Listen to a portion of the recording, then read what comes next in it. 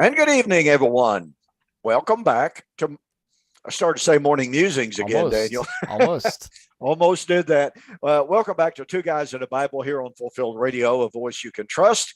My name is Don K. Preston. I'm the president of Preterist Research Institute of Ardmore, Oklahoma. Thank you so much for joining us. Over here is Daniel Rogers, my regular co-host on this program. Appreciate you being with me, Daniel. And how did your 4th of July go? My 4th of July was terrible. Uh-oh. We had a little one who's been sick for about a week. Oh my. He gets better.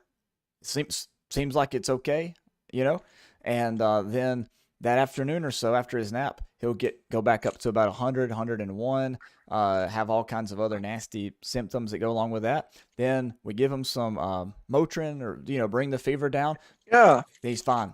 He's fine for like 24 hours.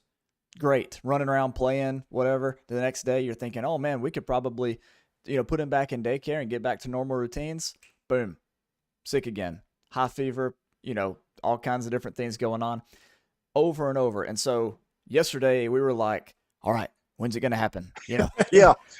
We can't go anywhere, can't do anything. What's going on? And he was pretty much fine the whole day. I think he's better now.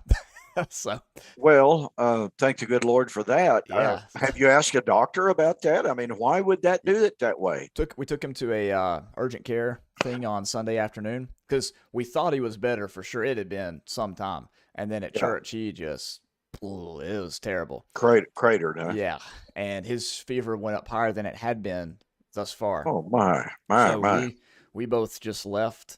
I was texting everybody out the door, take care of this, take care of this, take care of this. Yeah. And, I just said, y'all have at it, right?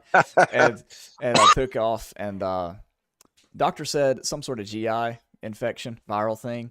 He said his body's just fighting it off, and it's coming back, So he said, you guys have been doing great with fluids. No apparent problems there. He said, you guys have been doing great with keeping his temperature down with the children's Tylenol or the Motrin or whatever. Right. He said, so that's all you can do. Just keep it up. And he said, nothing physically seems to be wrong with him. So just keep going. So that's what we've done. Well, these little ones, bless their heart, they can just have something that comes on them. I mean, at the snap of a finger, literally. Yeah. That was the peculiar thing is his entire daycare class was sick, but everybody else had something different than he did. Oh, wow. They had a type of hand, foot, mouth variation of that. They had ulcers and sore. He didn't have anything to indicate that was his deal. So, wow. Yeah, it was really strange, really weird. But how was your 4th of July? Well, my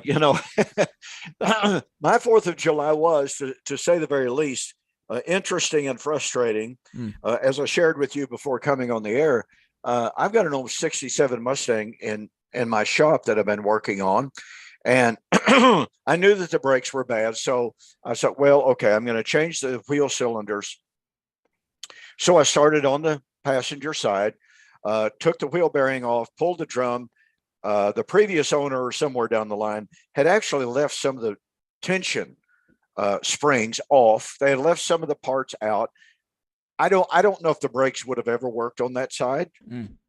And guess what? The driver's side was worse, but nonetheless, I put a new wheel cylinder on it. I put all the right springs on it, put everything back in place, put it back together, go over to the driver's side, pull everything apart. They had not only left one or two pieces off, they left like 3 pieces off. On the driver's side. That car would never ever have stopped safely. Right. So I was really thrilled, that I was doing everything. And so I got everything all installed, went to put the drum back on, got it seated up there, took the wheel bearing that I had taken off of that spindle, tried to put it on, and it would not go on. Now, for all of you gearheads out there that work on your old cars, then you know that when you took a part off and you try to put it back on and it won't go back on, it's like, say what? What did I do? Okay, so I'll just rotate it a little bit. Maybe, just maybe, there's some kind of a wear pattern, that I wasn't hitting just right. I turned that bearing 4 or 5 times. Just I'd rotate it a quarter of an inch, click, quarter, click, and it's just like it's hitting a solid wall. So I go down to O'Reilly's. I buy another brand new bearing, thinking, okay, this is damaged, something's wrong. I take the brand new bearing back, won't go on. So I got to thinking, okay, I'm going to try something. So I go back to O'Reilly's. I get a bearing for a big block Mustang, which turns out was 1/1000th of an inch larger in diameter. I go, got it fixed, whipped, go back to the shop. It won't go on. It's just like you're hitting up against something really solid. So I'm standing there totally frustrated. And I said, okay, I'm just going to try something. It's not going to work. I know it's not going to work. No reason for it to work. But I went back to the passenger side, took the bearing off of the spindle. Now I looked at the numbers. It had the exact same part number as the bearing on the driver's side, the bearing that I had taken off. Same identical bearing numbers. I carried the passenger side bearing over to the driver's side. Chunk, just slipped it right on. Worked perfectly. And I am standing there totally bewildered. So, okay, I took the bearing that I had originally taken off of the driver's side. I go back to the passenger side. Ka-chunk. Went on perfectly. So not only am I totally bewildered at this time, I literally don't know what to do. But since both wheel spindles now had bearings on them, I put them back together, tighten them down, and I'm not taking them apart again. There you go. Under no circumstance am I taking those bearings off again. Got fresh grease in them. They're all packed. They're ready to go. Period. Just Done deal. Done. Leave it. Now, before we continue, any cable guys in the background? Any phone calls? I don't have any phone calls coming in. I think I do not know of the cable man supposed to be here. Our contractor working on my office out there, they were still there as of a few moments ago. Okay, all right. We'll just move on, and we have to call an audible. We'll do it. It'll be okay. Yeah. Really sorry about last week, ladies and gentlemen, but things happen. Yeah. And I had told my wife before we started, I said, because we had been waiting on the cable guy for a good little while. Yeah. I said, what's going to happen. I said, I'm going to be on air and the doorbell's going to ring. It's going to be the cable guy. Well, it's kind of late. I doubt he comes. So he came. Yeah. Yep. So I don't know of anything at the moment. We shall wait and we shall see. So anyway, folks, thanks again. I hope you had a fantastic 4th of July. It really is a marvelous country that we live in, with all the warts and with all the things going on. And in spite of the fact that we have anarchists who are marching in the street, literally hoping that America falls. I never thought I'd see that day, but I read articles and saw video clips from yesterday in which people were marching in the streets saying they hate America and they hope America falls. As a matter of fact, what they were saying is they want to burn America down. Mm-hmm. And I guess that's not hate speech in the book of some people, but in my books, that's pretty bad hate speech. Mm-hmm. So in spite of all that, you know what? America is just a pretty wonderful place to live. You got literally millions of people wanting to leave other countries to come here. So, I keep asking people when I'm able to get into conversations like this, if America is so bad, if we're such an awful, repressive and oppressive country, why is it that people who are living in socialist and communistic countries, why is it they want to come here? Hello. Yeah. So something to think about. They want the right to march up and down the street, Yeah, that's exactly right. They want those rights and privileges, but if they were in power, they would not allow other people to protest against them. Right. That's the historical rule and practice and narrative of people who hate democracy. You put us in power, And I'll guarantee you, you won't be marching in the streets or we'll shoot you. Hypocrisy. Right. Yeah. Yeah. Speaking of the shootings, you just can't help but feel sorry for the two. We had two major shootings yesterday. One in Philadelphia. 2 police officers were shot, I think. Yes. And then the other in Illinois. What was it? 6 people and 6 people. Oh, no, it wound injured. up 8 people, I believe. Oh, man. I know Yeah. I checked it this morning when it was still 6, but I guess 2 people succumbed to their injuries. Yeah, it appears so. That's just so horrible. Yeah. Absolutely horrible. And, it makes you, I think about what is it in the psyche of young people. He's 19 years old. Yeah.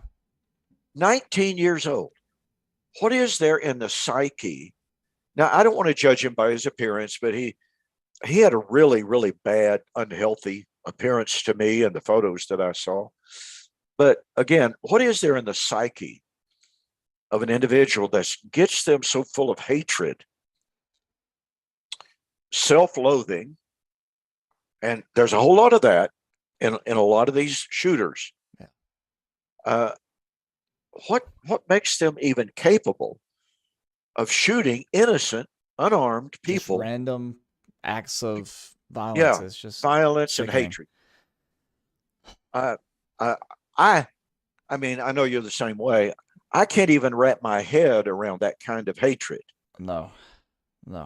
It's so foreign to my way of thinking. And then, it's always a strange thing to me. Okay, these individuals, so many of them young people, they kill these unarmed, innocent people. And then when they're cornered, they kill themselves. Yeah. Because they don't want to go to prison. So they're cowards.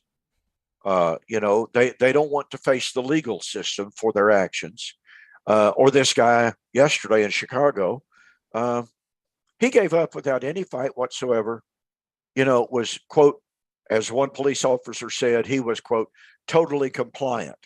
Well, you got 10 cops with guns surrounding you. So, it's a pretty good time to be totally compliant. Yeah. But he doesn't want to face justice. He didn't want to kill himself, so he's a coward in that way. But most of all, he's just such a troubled young man. What turned him to be like that? What kind of an upbringing did he have? And it's troublesome on every front.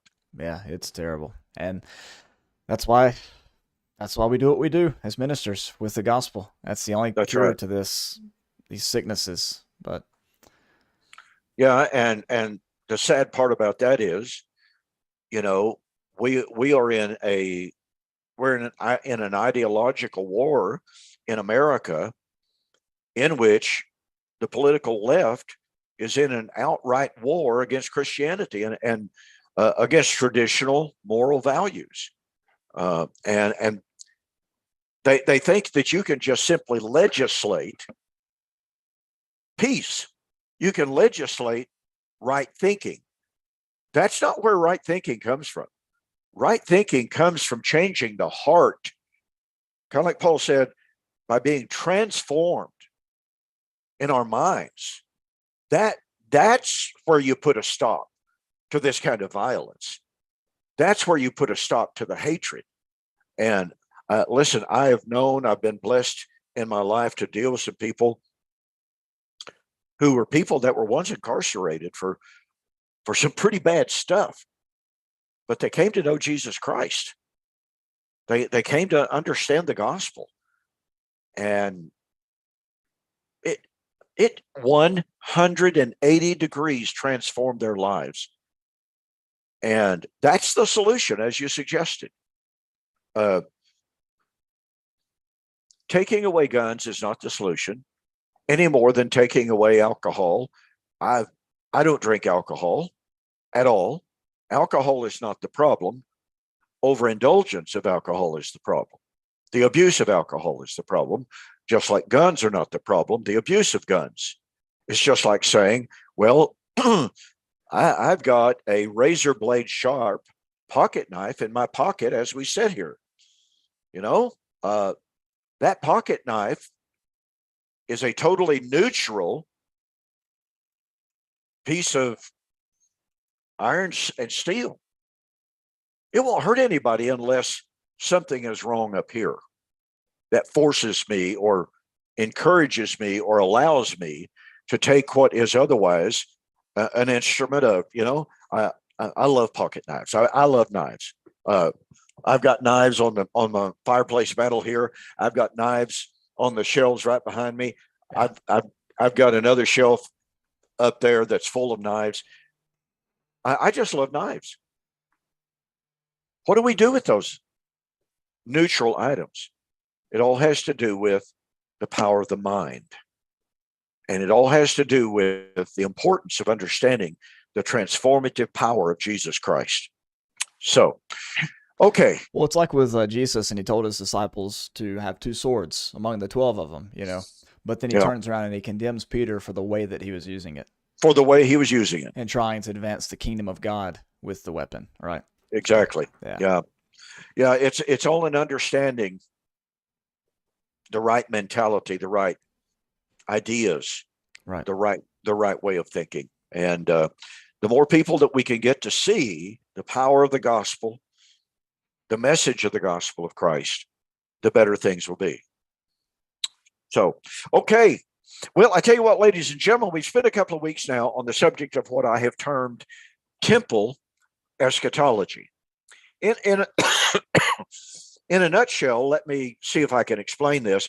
And, Daniel, I shared with you some of my thinking, and I did send that little article to you, didn't I? When did you send it? You haven't sent anything in a while. When was it? Okay, perhaps I did not send it. I sent kind of a 3-page synopsis of my thoughts on temple eschatology. But in brief form, ladies and gentlemen, we've been studying the Messianic temple, pointing out that the temple of Christ is the body of Christ, which is called the Church of the Living God. And that temple would be fully established, would be anointed, pardon me, with the coming of Christ on the clouds of glory, the Shekinah glory cloud, just like the tabernacle in the wilderness was anointed. When the Shekinah glory cloud came on the tabernacle, the temple of Solomon was anointed. 1 Kings chapter 8, when it was completely finished on the day of Sukkot, Feast of Tabernacles, he celebrated the anointing of the temple, and the Shekinah glory cloud descended on the temple, manifesting the glory of God. Well, in the New Testament, we are told that the temple of God was under construction. You therefore are being built up, a habitation of God through the Spirit, Ephesians 2:19. And 1 Peter chapter 2, verse 4 and 5. You therefore as living stones are being built up, spiritual temple. And so the temple was under construction, but it was about to be consummated. And at the consummation, guess what? Christ would come in the Shekinah glory cloud to sanctify, to anoint the new temple. But in order for the new to be completely finished, anointed, appointed even, the old had to pass away. And here's what's kind of interesting to me, Daniel, and I know I've talked about it a little bit. Maybe I haven't shared it with you in the way that I'm seeing it and that I'm trying to essay it. But here is my point. Both the Old Testament and the New make it a point of telling us that not only is eschatology related to the fulfillment of God's Old Covenant promises made to Old Covenant Israel, we've taught that as preterists for years. I've been teaching that, for forever, seems like. Okay. But what I term as temple eschatology, and what perhaps we can touch on tonight if we get to have the time, of priesthood eschatology, the point that I'm making is a refinement of the first point. And that is, the new covenant would be fully consummated brought into completion at the destruction or at the passing of the old covenant. Okay? As a direct corollary to that, the New Testament, Old Testament, and New Testament make it abundantly clear that the new covenant temple would be sanctified, anointed at the passing of the old covenant temple. Now, that has been taught by many, many preterists. That's not really new within itself. What I have done and what I am in the process of doing, pardon me, is refining even that point down to a finer, sharper point. And that is that the Bible makes it clear that it was the temple standing in the first century that had to pass away for the new covenant to come in. And you might even be sitting there going, well, yeah, we all knew that sort of, kind of, didn't we? Here's interesting. I have shared my synopsis with a couple of trusted individuals lately. And when I shared it with them, it was clear they were not catching the point that I'm trying to make. Either that, or they're sitting there going, is Preston just now catching on to this? Come on, Preston, get with the program here.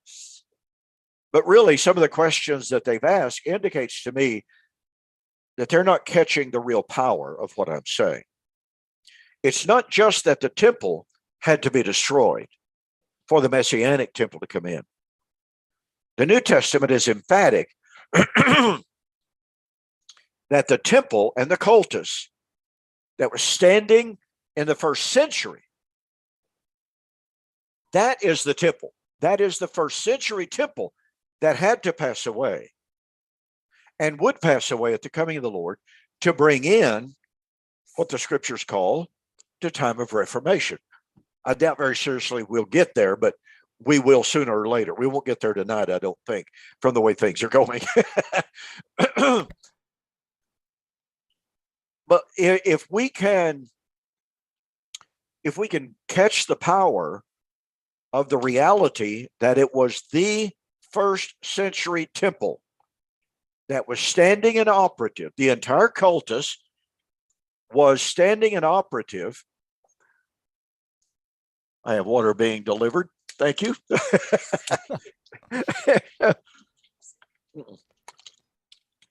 Thank you. Living water. Yes, absolutely. Absolutely. I don't know why my voice is so difficult tonight. But again, if we can catch the power of the reality of what the New Testament is saying, that it was not just the temple, okay? Sometimes we talk in generic terms. Oh, the temple was going to fall. No, it was the first century temple. Just like in Matthew chapter 24 and verse 3. How many times have we taught and lectured on Matthew chapter 24, verse 2? Do you not see all these things? The time is coming in which not one stone shall be left standing on top of another. And we have said, absolutely correctly so, Jesus was predicting the destruction of that temple, not a future temple, not a temple built by the man of sin. That temple, the first century temple.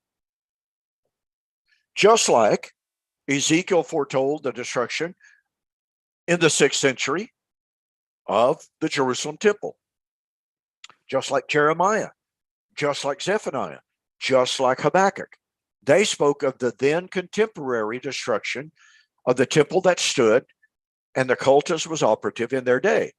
So once again, Jesus wasn't talking about some different edifice, pardon me, at a different time. It was that destruction of that contemporary temple that the apostles associated with what? The end of the age and the parousia. They were not associating a different temple, a different Jerusalem temple, with the end of the age and the parousia. Now, I will understand that About 99% of Bible commentaries say, well, yes, certainly the apostles did link the fall of Jerusalem with Christ's parousia and the end of the age. But of course, everyone knows they were confused. Everyone knows they were just ignorant. They had no idea that the temple was going to be destroyed. And so Jesus' prediction just caught them off guard so horribly much, shocked them so much that, well, to paraphrase the words of John Calvin, who said the apostles were so stunned by Jesus' prediction, they simply could not imagine the destruction of that temple unless it were associated with the end of time. It's not a very logical argument by John Calvin. After all, that's what I heard most of my life. Yeah, I know. That's the way I was taught. It's what I actually taught for several years. Trouble of it is, I'm pretty sure the apostles knew that the temple was destroyed in 586 BC, and that wasn't the end of time. Guess what? I also am real confident that the apostles knew that the destruction of Jerusalem in 586 BC was the day of the Lord, because that's what it was called by Ezekiel, by Jeremiah, by Zephaniah. So they knew that the 586 destruction was the presence of the Lord. And it's real interesting, by the way, and I don't want to get too far sidetracked on this. They knew that that destruction in 586 BC was the presence of the Lord. Greek, in the Septuagint, it's the Greek word prosopon. Literally means face, and to refine that even more, it means nose, but face. Okay. So they were very familiar with the fact the temple was destroyed in 586 BC at the presence of the Lord. And while prosopon is not the direct synonym with parousia, it's so close you can't wedge a piece of paper between them. I mean, they're extremely closely related words. Pardon me. So my question is, if the apostles knew that Jerusalem was destroyed in the 6th century BC at the presence of the Lord, then why could they not understand that the destruction of Jerusalem in which they were standing, or had just left, had just left, could not likewise be destroyed at the parousia of the Lord, and yet it not be the end of time? Where's the logic that says, oh, they knew this, but they didn't know this? I just don't understand. Go ahead. Right. The point that you make is right on. They knew that the destruction of Jerusalem in 586 BC was a day of the Lord. So why would they automatically assume that another day of the Lord would be the end of the physical cosmos? And so I follow you there. Also, of course, we could point out the decreation language, as you've called it, from passages like Isaiah 13, which is another day of the Lord, and how Jesus' incorporation of that symbolism in Matthew 24 would further, speak to the fact that they weren't discussing a physical end of the planet, which, as our tradition pretty much affirms, depending on what commentary you look at. Exactly. Which, of course, much of this problem comes from what the word world means. Is it the physical universe, or is it an age, as most contemporary translations render it? That's where a lot of the confusion comes from as well. Your point there about the Greek word, what do you say, prospopon, the face, the nose? Prosopon. Yes, prosopon. Well, it's another interesting thing about that is, I think about the showbread, the bread of the presence. Nobody thought that meant every time that bread was baked, that meant the world was going to come to an end. But when Jacob, I believe it was, he said God was in this place, and I did not know. He didn't expect God's presence meant the end of the physical planet. So when Jesus uses this language about the parousia, the presence, as he does in Matthew 24:27 in relation to the fall of Jerusalem, there's no reason to think that it would be the end of time. Another point about this, Don, and I'm sure you'd agree with this, had Matthew 24, verse 3, been the only hint that the disciples connected the parousia to the fall of the temple, people might have an argument saying that they were confused and Jesus had to sort them out.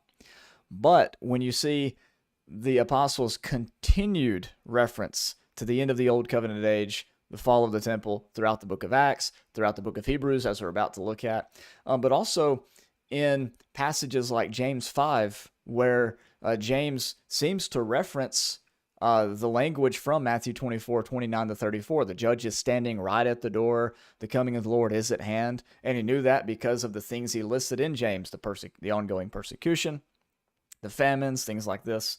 And so you have a refusal to change their mind even after the Holy Spirit comes. So to me, all of that stacks up against the position that the disciples were simply confused. I mean, their continued reference to the Olivet Discourse and their continued insistence upon the imminent parousia of Christ is so telling. And when the more you call liberal scholars or whatever say things like, well, it's obvious that the disciples expected the imminent parousia, but that obvious they were just mistaken or whatever. Their admission that the disciples expected an imminent parousia, coupled with a higher view of Scripture, only renders one possibility. That is, that they believed that the parousia was imminent and was connected to the destruction of the temple at the fall of Jerusalem, because that's what the Spirit led them to believe. Right? That's right. This was not wishful thinking. It was designed and influenced directly by God. So, yeah, great point. And there's something else here.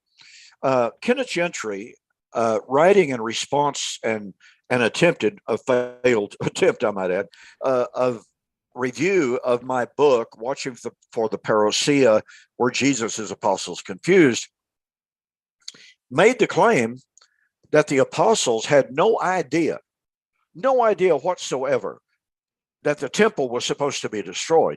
I must confess, I was flabbergasted by that claim. And I've since encountered that claim by other ministers. The apostles had no clue that the Jerusalem temple was to be destroyed. Well, as I document in that book, Watching for the Parousia, where Jesus' apostles confused, I document from rabbinic writers. I document, and of course this is post facto, but I document from patristic writers, even apostolic writers, not the apostles, but apostolic writers, that there was a recognition that the Old Testament had foretold the AD 70 destruction of Jerusalem. And there's a rather remarkable thing that happened.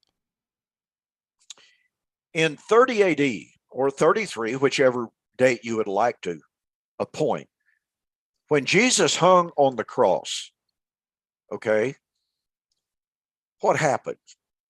Now, I've been reading Ernest Martin, The Secrets of Golgotha. Absolutely fascinating book. He insists that Jesus was crucified on the Mount of Olives. Oh, interesting. He presents what I think is an insurmountable amount of evidence. So what he argues is that, and of course, John 19, Matthew 27, Luke, all of the Gospels confirm that as Jesus hung on the cross, the veil of the temple was torn from top to bottom. Well, okay. Guess what? In the Talmud, it also says, Josephus records this, that about this time, and Ernest Martin argues that it was at precisely the same time. Otherwise, what was seen could not have been seen. But the doors of the temple suddenly opened by themselves. Ernest Martin argues that at the moment Jesus hung on the cross, which of course is recorded by the Gospels, that at the moment Jesus hung on the cross and the veil was torn, the reason the veil was torn is because at that moment there was a great earthquake. And again, all of the Gospels record this. So Ernest Martin says the reason the veil was torn is because the veil was attached to a lintel, which weighed about 30 tons, and those doors of the temple were attached to that. And he says that the earthquake cracked that lintel, making it fall down, tearing the veil from top to bottom. And he says, now, some people will call that a natural explanation of the tearing of the veil. He said, okay, if you want to call it natural, but God caused it. This is God at work. So he's not a naturalist. Ernest Martin was a devout believer. Right. You don't have to believe every single thing the man says to appreciate what he says in so many places. So he records, and I relate all of this to get to the fact that concerning the opening of the doors, Josephus says that many of the Jews believed and took that as a bad omen. Destruction was coming. Others saw it as a great omen that the doors were opening for the hosts of heaven, the armies of heaven, to protect the city. Well, we know which one was true. Right. But one of the leading rabbis of the day, one of the most famous rabbis of the day, prominent in Jerusalem. And the reason I make a point of that is the apostles would almost undoubtedly have known him, known of him, and known his teaching. Rabbi Ben Zakkai was his name. Rabbi Ben Zakkai witnessed the opening of the doors and cried out, "Why do you trouble us, O gates? Because we know," and it's interesting that he uses the plural, "we know that this place will be destroyed as it is written." And he quotes Zechariah chapter 11, verse 1. "Open your gates, O Lebanon, that the fire may consume you." Well, you see, Rabbi Ben Zakkai was appealing to a text. The word Lebanon in Zechariah chapter 11, verse 1 is being used as a symbol because the doors or much of the temple used the cedars from Lebanon. And so when Zechariah chapter 11, verse 1 talked about open your doors, O Lebanon, he was talking about the doors made of cedar and, brass and iron and what have you, knowing, and as he said, for the fire shall consume you, shall consume Lebanon. Not talking about the northern of Israel at all, talking about the temple. Now, my point in relating all of that is here in the beginning of that generation, 3033, depending on the specific date that you assign to the crucifixion of Christ, you have one of the most prominent rabbis in all of Israel citing the Old Testament as a prophecy of the impending fall of Jerusalem in that generation. So it seems rather disingenuous to me when men such as Kenneth Gentry and others, as I've noted, say the apostles had no idea whatsoever that the temple was ever going to be destroyed. Because if Rabbi Ben Zakkai was in any way representative, and believe you me, he was extremely prominent and influential.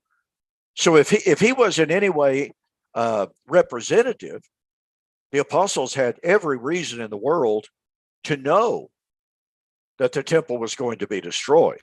So Jesus's prediction of that event was not new news. Right. It was just simply confirmation and relating that it was going to happen in that generation. On the subject of the veil, in Hebrews 9, There are two veils mentioned, the veil dividing Yes. the common area from the holy place and the one holy place to most holy place. Which veil do you believe was torn at the cross? In order for them to see the holy place, Yes.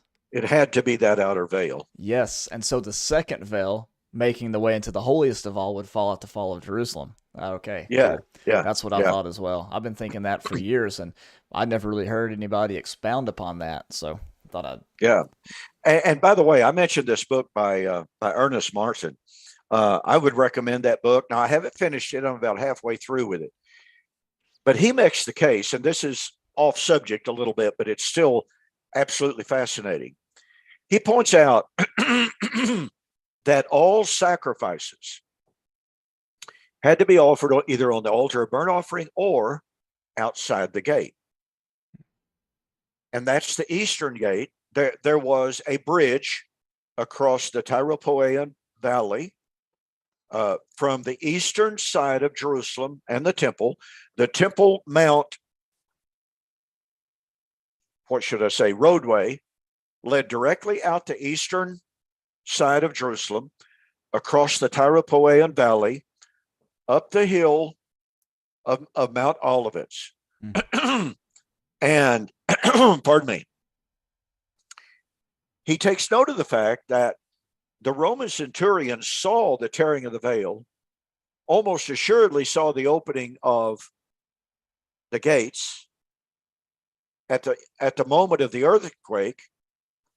And he argues if that centurion witnessed all of that, the only vantage point from which anyone could have seen the tearing of the veil and the opening of the gates would have been from the hillside of the Mount of Olives. Because the walls of the city on the south, the north, and the west would give no view whatsoever of the veil or the doors. That's really a fascinating point. Yeah, that's interesting. And when you go to Zechariah 12 to 14, I guess 11 to 14, and you see the centrality of the Mount of Olives in chapter 14, and then the singular day that he was pierced, which was one eschatological day, via the cross and the parousia. It really ties the whole thing together, doesn't it? Yeah, it really does. And continue here just a moment. Go for it. Ernest Martin points out, it was on that eastern slope that there was the altar outside the gates. And he takes note of the fact that in Hebrews chapter 13, the author says, we have an altar concerning which those priests, the priests of the temple, have no right to minister, have no right to participate. And he said, speaking of Christ and offering his sacrifice, just as Christ also suffered without the gate, let us also go outside the gate to him.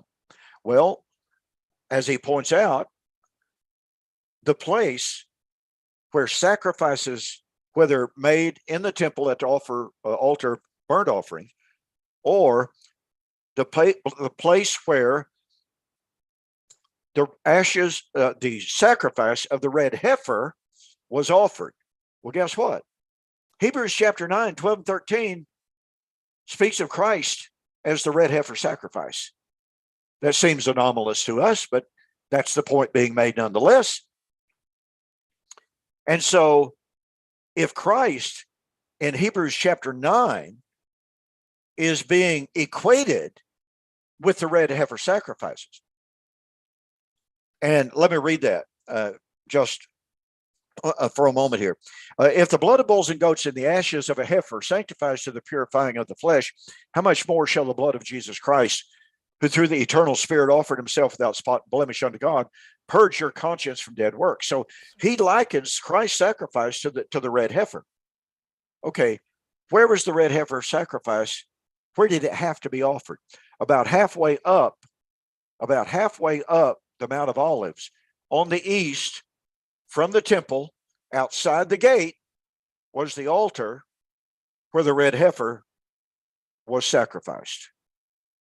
There was another altar out there where all of the ashes and all of the remains of all of the sacrifices were burnt, so that nothing whatsoever would be left. No bones, no nothing. And there was an altar there that was dedicated strictly to the ashes of all of the sacrifices. But everything that the point that Martin makes is all sacrifices were offered on the east side of Jerusalem so that God could view all of the sacrifices, and that they would therefore be the sweet smelling aroma, for the Lord. His discussion of the Mount of Olives as the place where Jesus was crucified, he even explains Golgotha, and he's extremely thorough in his discussion of it. So like I said, I very highly recommend the book. I may get into some stuff that I'm just going, wrong. Right. But at this point, I have been deeply, deeply impressed.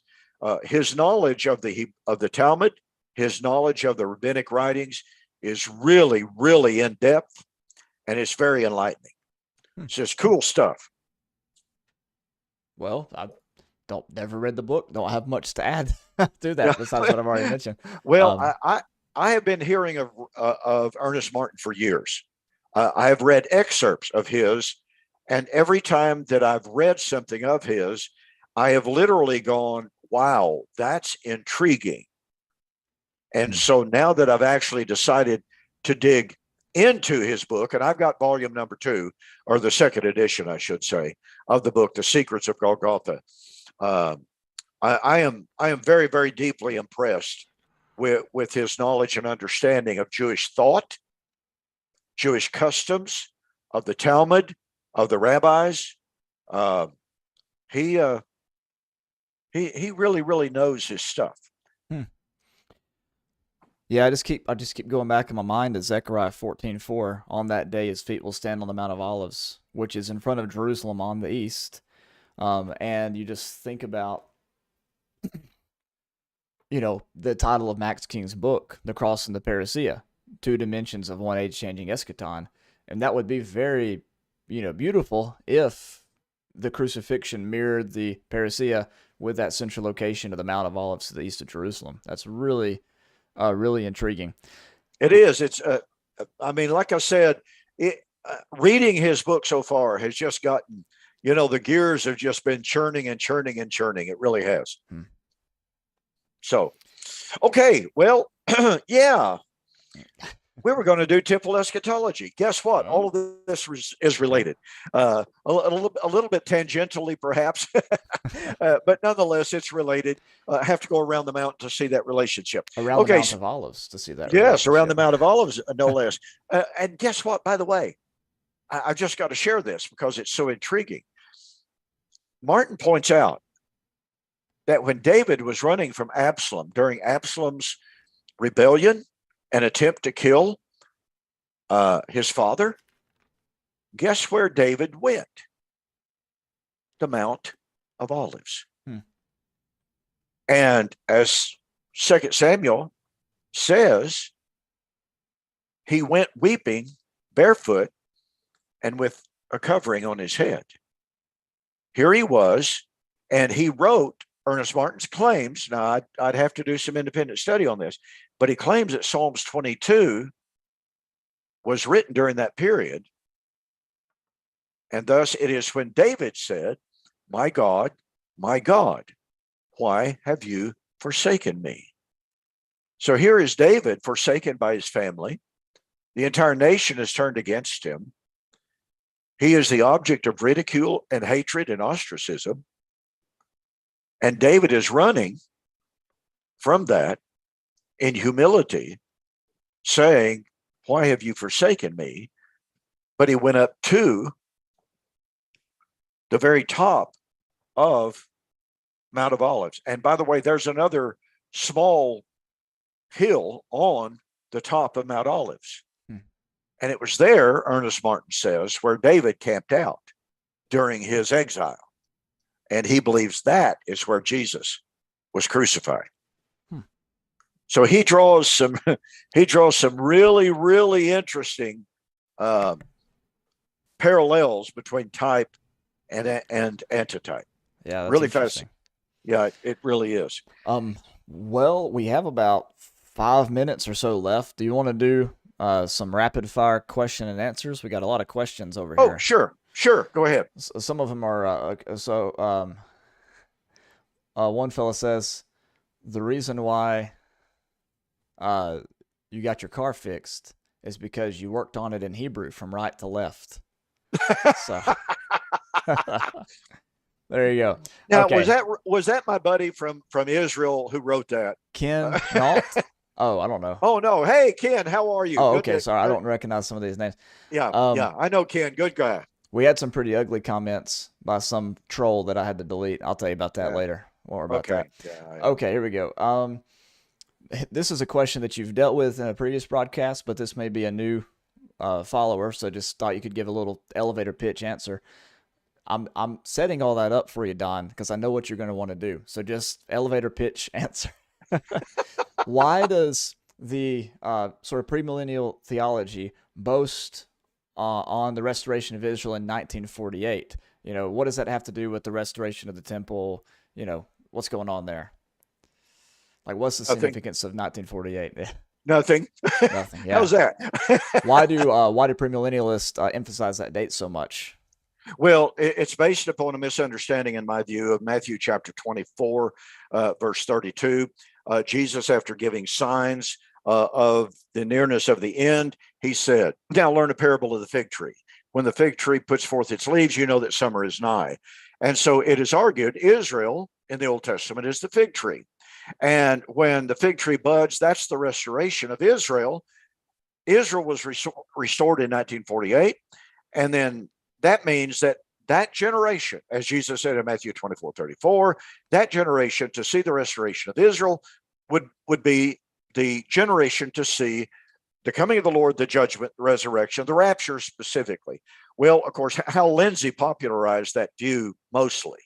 And he calculated, this is the one thing that Hal Lindsey got right. He said a generation is approximately 40 years in the Bible. Got it right, pegged it, nailed it. So he said, 1980s, countdown to our, I'm sorry, countdown, countdown to Armageddon. And so he missed it, obviously. So later he recalculated. This time he got it completely, totally wrong and fallacious by saying a generation is 125 years. There's no support for that anywhere. So that's where the idea of 1948 as the restoration of Israel came from. See my book, 1948, Countdown to Nowhere. There we go. For a refutation of that concept. All right, 2 more questions. The first one I can answer, my quick answer if you like. It says, "Hey Don, can you explain how Adam's curse is still binding on humanity when Adam's curse was to pass away when the Mosaic law passed?" So I guess the passage I'd be thinking about would be Revelation 22. There is no longer any curse, an echo of Zechariah 14. When you read on down in Revelation 22, though, what you find is that there were still people outside of the gates of the new city who were sorcerers and idolaters and all these, he says, dogs outside of the gate, which may be a reference to the cultic prostitution or whatever. But anyways, you see there then that the removal of the curse was for the covenant people, not for those who are cast out of the city, to use the language of Matthew chapter 8, when Jesus talks about the son of the kingdom being cast out, or maybe Galatians 4, cast out the bondwoman and her son. The removal of the curse was not a universal thing for all of humanity, but was specifically for the covenant people. The law of Moses gave strength to sin and death, as we see in 1 Corinthians 15 and Isaiah 28. And so the fulfillment and thus removal of the law of Moses and the as Hebrews 8 discusses, and the establishment of the new covenant meant that the curse was removed for people in covenant, not people outside of covenant like those in Revelation 22. You good there? Yeah, I would only add this small bit, and I'm not even sure it's a disagreement. Oh, okay, sure. but I believe the curse of Adam did pass upon all men. However, Yes. I believe that one of the things we very, very, very often overlook, and I overlooked it for years, and that is, and you touched upon it right there at the very last, which was a point of clarification with which I certainly agreed. The destruction of the curse is inside the city, Right. not outside, which means I think we were using the word past wrong. I think we were using the word past differently. I'll get to that in a second. okay, but my point is that the city and the new creation is a sanctuary for those inside. It's not for those outside. They have to come inside before it's a sanctuary. And the gates are always open. And the gates are always open. I was using past in the sense, I believe that the curse passed upon all men, like Romans 5 says, Jews and Gentiles. Yes. The way he was using the word past was the pass away. The curse passed away. So it's a little bit different. But other than that, I think we're in agreement. One last thing.